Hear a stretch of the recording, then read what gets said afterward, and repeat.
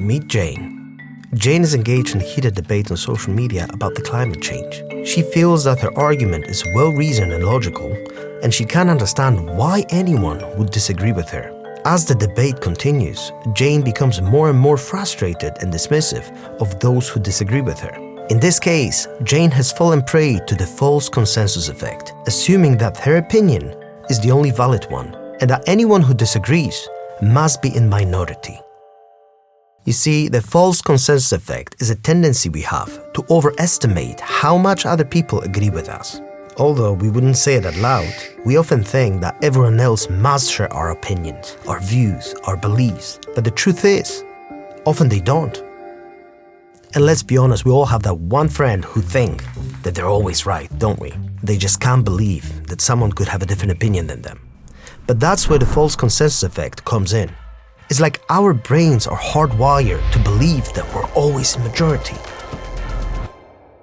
When it comes to our political choices, we tend to think that our chosen party or candidate is definitely going to win, especially when we see enthusiasm of people around us. It makes us feel confident that our party is going to come out on top. But all too often, we end up surprised and caught off guard after the election when we find out that our party lost, sometimes by a significant margin. But why does this happen? Well, it's because we tend to surround ourselves with people who think like us. This phenomenon is called confirmation bias. We look for information that supports our beliefs, and we either ignore or justify away everything else.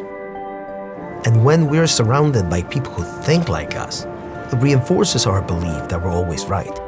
We become convinced that our way of thinking is the only way of thinking. So what's the problem with the false consensus effect? Well, it can lead to a lack of empathy and understanding. We start to see people who have different opinions as others.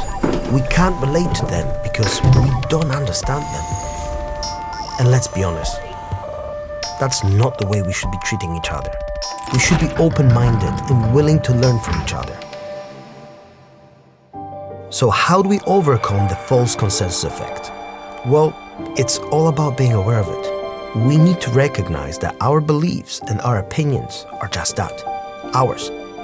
They don't necessarily represent views of others, and we need to be willing to listen to other people's perspectives. It doesn't mean that we have to agree with them, but we need to be open to understanding where they're coming from. In conclusion, the false consensus effect is a common cognitive bias that affects all of us. It's important to be aware of it so that we can avoid it and learn to be more empathetic and understanding of others.